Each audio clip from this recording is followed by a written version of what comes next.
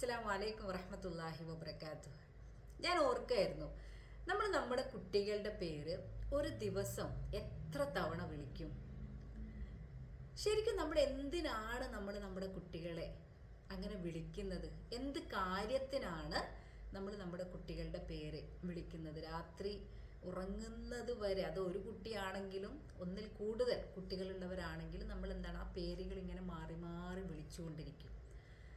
എപ്പോഴെങ്കിലും നിങ്ങൾ ആലോചിച്ചിട്ടുണ്ടോ അങ്ങനെ എന്തിനാണ് നമ്മൾ നമ്മുടെ കുട്ടികളുടെ പേര് നിരന്തരം വിളിച്ചുകൊണ്ടിരിക്കുന്നത് എന്നുള്ളത്? നമ്മൾ ഉണ്ടാക്കി വെച്ചിരിക്കുന്ന കുറച്ച് റൂൾസ്, അല്ലെങ്കിൽ നമ്മുടെ ഒരു റുട്ടീൻ, രാവിലെ എഴുന്നേറ്റത് മുതൽ രാത്രി കിടക്കുന്നതിനുള്ളിൽ നമുക്ക് ചെയ്ത് തീർക്കേണ്ടതായിട്ടുള്ള കുറച്ച് കാര്യങ്ങളുണ്ട്. അതിൽ പെട്ടതാണ് മക്കളുടെ കാര്യങ്ങൾ. അപ്പം അത് മക്കളിലൂടെ തന്നെ ചെയ്യിപ്പിക്കുക എന്നുള്ളതാണ്. അപ്പം ആ സംഗതിക്ക് വേണ്ടിയാണ് നമ്മൾ നമ്മുടെ കുട്ടികളെ നിരന്തരമായി വിളിച്ചുകൊണ്ടിരിക്കുന്നത്. ശരിയല്ലേ? ഒന്ന് ഓർത്ത് നോക്കിയാട്ടെ. ഒരു സ്കൂളുള്ള ദിവസം രാവിലെ നമ്മൾ അടുക്കളയിൽ നിന്ന് ബെഡ്റൂമിൽ കിടന്നുറങ്ങുന്ന കുട്ടികളെ വിളിക്കുകയാണ്. ബെഡ്റൂമിൽ ഉറങ്ങുന്ന കുട്ടികളെ, അത് അണ്ടർലൈൻ ചെയ്ത് ഓർക്കണം. സ്വാഭാവികമായിട്ട് നമ്മുടെ ശബ്ദം ഉയരുന്നു. കാരണം അടുക്കളയിൽ നിന്ന് ബെഡ്റൂം വരെ ശബ്ദം എത്തേണ്ടതുണ്ട്. മറ്റൊന്ന്, ഉറങ്ങുന്ന കുട്ടികളെയാണ് വിളിക്കുന്നത്. ആ അലർച്ച കേട്ടുകൊണ്ടാണ്, ഉറങ്ങുന്ന കുട്ടികളെ സംബന്ധിച്ചിടത്തോളം അതൊരു അലർച്ചയായിട്ടാണ് അവർ കേൾക്കുന്നത്. ആ അലർച്ച കേട്ടുകൊണ്ടാണ് മക്കള് ഉണരുന്നത്. ആ ഉണർന്നത് മുതൽ ചോദ്യങ്ങളായി. പല്ല് തേച്ചോ, കുളിച്ചോ, മുടി ചീകിയോ, മുടി നേരാൻ വണ്ണം ചീകിയിട്ടില്ലേ, ഡ്രസ്സ് മാറ്റിയോ, നീ ബുക്ക് എടുത്ത് വെച്ചിട്ടില്ലേ, അതെന്താ ഇന്നലെ ഇന്ന പുസ്തകം നീ എന്താ സ്കൂളിൽ നിന്ന് കൊണ്ടുവരാതിരുന്നത്, നിന്റെ പെൻസിൽ ബോക്സ് എവിടെയാണ് പോയത്, അതെന്താ വാട്ടർ ബോട്ടിൽ നീ ഇന്നലെ സ്കൂളിൽ വെച്ച് മറന്നു. ഇങ്ങനെ കുറേ ചോദ്യങ്ങളാണ്. അങ്ങനെ ഒരു നിലക്ക് ഭക്ഷണം കഴിക്കാനിരിക്കും, അപ്പോഴും നമുക്ക് നമ്മുടേതായിട്ടുള്ള കുറേ ചോദ്യങ്ങൾ ഉണ്ടാവും.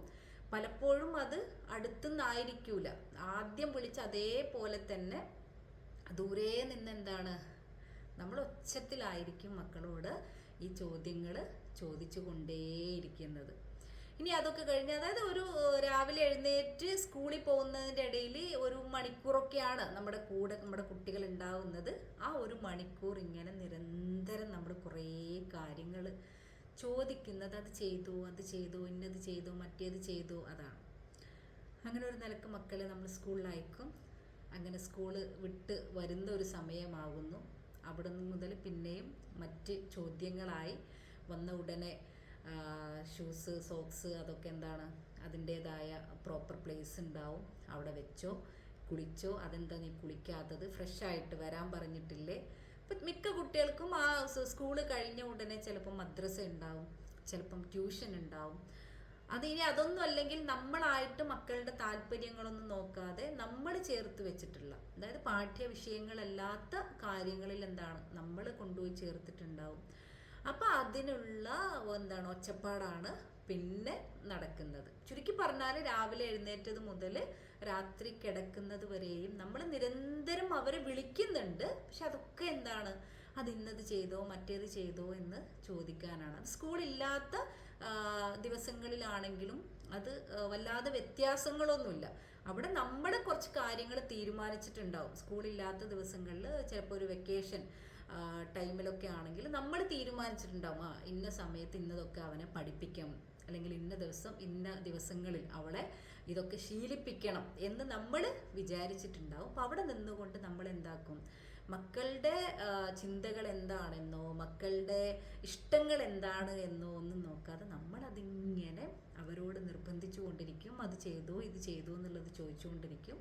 മിക്ക മക്കളും എന്താണ്, അതൊരു യാന്ത്രികമായിട്ട് അതങ്ങനെ അനുസരിച്ച് ഇഷ്ടമില്ലാത്ത ഒരു മൂഡിലൊക്കെ അങ്ങ് പോവും. ചിലപ്പോഴെന്താവും, അതിൻ്റെ ഒച്ചപ്പാടുകൾ, പ്രതികരണങ്ങളൊക്കെ നമ്മൾ കേൾക്കുകയും ചെയ്യും. അങ്ങനെ കേൾക്കുമ്പോഴാണ് നമ്മൾ എന്ത് പറയാറ്, മക്കൾ അനുസരിക്കുന്നില്ല, മക്കൾ വിളിച്ചാൽ കേൾക്കണില്ല, പറഞ്ഞാൽ കേൾക്കണില്ല, ഇങ്ങോട്ട് വിളിച്ചാൽ അങ്ങോട്ട് പോവും. അതായത് നമ്മൾ ഉണ്ടാക്കി വെച്ചിരിക്കുന്ന റൂൾസ് അല്ലെങ്കിൽ നമ്മുടെ റൂട്ടീൻ ഇതൊന്ന് ഫോളോ ചെയ്യാൻ, ഇതൊന്ന് കംപ്ലീറ്റ് ചെയ്യാൻ നമ്മൾ നമ്മുടെ കുട്ടികളെ നിരന്തരം വിളിച്ചുകൊണ്ടിരിക്കും. ഒരു സമയം എത്തുമ്പോൾ മക്കൾ എന്ത് ചെയ്യും? അതിനോട് റിയാക്ട് ചെയ്ത് തുടങ്ങും. അപ്പം നമുക്ക് നമ്മുടെ കുട്ടികളെ കുറിച്ചിട്ട് പരാതിയായി. പിന്നെ നമുക്കിതൊന്ന് മാറ്റിപ്പിടിച്ചാലോ? നമ്മൾ നമ്മുടെ കുട്ടികളെ രാവിലെ എഴുന്നേറ്റ് വിളിക്കുന്നത് തന്നെ, രാവിലെ എഴുന്നേൽക്കാൻ വേണ്ടി വിളിക്കുന്നത് തന്നെ ഈ അലറി വിളിക്കുന്നതിന് പകരം അവരുടെ അടുത്ത് പോയി ഇരുന്നു കൊണ്ട് ഒന്ന് തലയൊക്കെ ഒന്ന് തലോടിക്കൊണ്ട് ഒന്ന് രണ്ട് പോസിറ്റീവ് വർത്തമാനങ്ങളൊക്കെ പറഞ്ഞുകൊണ്ട് അവരെ വിളിച്ചുണർത്തുക. അപ്പം എല്ലാവരുടെ മനസ്സിലും പോകുന്നത് രാവിലെ ഇപ്പം ഇതല്ലേ പണിയെന്ന്. നമ്മൾ എന്ത് ചെയ്യണം? നമ്മുടെ മൈൻഡ് സെറ്റ് ആദ്യം മാറ്റണം. നമ്മൾ തലേ ദിവസം കുറച്ച് കാര്യങ്ങളൊക്കെ ഒരുക്കി വെച്ചാലേ രാവിലെ നമുക്കിതിനൊക്കെ സമയം ഉണ്ടാവുകയുള്ളൂ. അപ്പോൾ നമ്മുടെ മൈൻഡ് സെറ്റ് അനുസരിച്ചിട്ടാണ് എല്ലാ കാര്യങ്ങളും. നമ്മുടെ മൈൻഡ് എന്താണോ അതിനനുസരിച്ചിട്ടാണ് നമ്മുടെ കുട്ടികളും നമ്മൾ വിചാരിക്കുന്ന രീതിക്ക് അപ്പുറത്തേക്കാവുന്നത്. അതാണ് നമ്മൾ ആദ്യം തിരിച്ചറിയേണ്ടത്. അപ്പോൾ നമ്മുടെ കുട്ടികളെ രാവിലെ വിളിക്കുമ്പം അവരുടെ അടുത്ത് പോയിരുന്നു കൊണ്ട് ചെറിയ വർത്തമാനങ്ങൾ മതി. ഒന്നും വേണ്ട, ഉമ്മാൻ്റെ കുട്ടി നല്ല കുട്ടിയല്ലേ, നല്ല മോളല്ലേ, നല്ല മോനല്ലേ, അത്രയും മതി. ഇനി അതൊന്നും അല്ലെങ്കിൽ തലേ ദിവസം കുട്ടികൾ ചെയ്തിട്ടുള്ള എന്തെങ്കിലും നല്ല കാര്യങ്ങളുണ്ടാവും. കുട്ടികളിൽ ഒരുപാട് നന്മകളാണ്, കൂടുതലും നന്മകളാണ്, പക്ഷെ നമ്മളത് പലപ്പോഴും കാണാറില്ല എന്നുള്ളതാണ്. അപ്പോൾ കുഞ്ഞുങ്ങൾ ചെയ്യുന്ന നന്മകളെ നമ്മൾ എന്താക്കുക? രാവിലെ ഒരു പോയിന്റെങ്കിലും നമ്മളൊന്ന് പറയുക. അപ്പോൾ ആ ഉണരുന്ന സമയത്ത് നമ്മളത് കൊടുക്കുമ്പോഴുണ്ടല്ലോ, മക്കൾ പിന്നെ ആ വഴിയിലൂടെ ആവുള്ളൂ. അത് ഭയങ്കര ഒരു പോസിറ്റീവ് സ്ട്രോക്കാണ് അവർക്ക്. അപ്പം അങ്ങനെ മക്കളെ വിളിച്ചുണർത്തുക. വിളിച്ചുണർത്തുന്ന സന്ദർഭത്തിൽ പ്രാർത്ഥനയുണ്ട്. ആ പ്രാർത്ഥന നിർബന്ധിച്ച് ചൊല്ലിപ്പിക്കുന്നതിന് പകരം രണ്ട് കൂട്ടരും ഉണ്ടാവും. അതൊന്നും മൈൻഡ് ചെയ്യാത്ത ആളുകളും ഉണ്ടാവും, അത് നിർബന്ധിച്ച് ചൊല്ലാൻ പറയുന്നവരും ഉണ്ടാവും. അപ്പോൾ ഇത് രണ്ടുമല്ല ചെയ്യേണ്ടത്. നമ്മൾ എന്താണ്? നമ്മൾ ഉച്ചത്തിൽ ചൊല്ലുക എന്നുള്ളതാണ്. കുഞ്ഞു മക്കൾ ഉണർന്നെണീക്കുമ്പോൾ ആ ഉറക്കച്ചടവിൽ മക്കളെ കൊണ്ട് പ്രാർത്ഥന ചൊല്ലിപ്പിക്കുക എന്നതിന് പകരം, തീരെ ചൊല്ലാതിരിക്കുക എന്നതിന് പകരം നമ്മൾ എന്താക്കുക? ആ സമയത്ത് ഉച്ചത്തിൽ നമ്മൾ പ്രാർത്ഥന ചൊല്ലുക. അത് കഴിയുമ്പോൾ തന്നെ എന്താ, എന്നിട്ടൊന്ന് കിസ്സൊക്കെ ചെയ്ത് അത് കഴിയുമ്പോൾ നമ്മൾ എന്താണോ അവരോട് പറയാൻ വിചാരിച്ച കാര്യങ്ങൾ വളരെ സ്മൂത്തായിട്ടത് നടക്കും.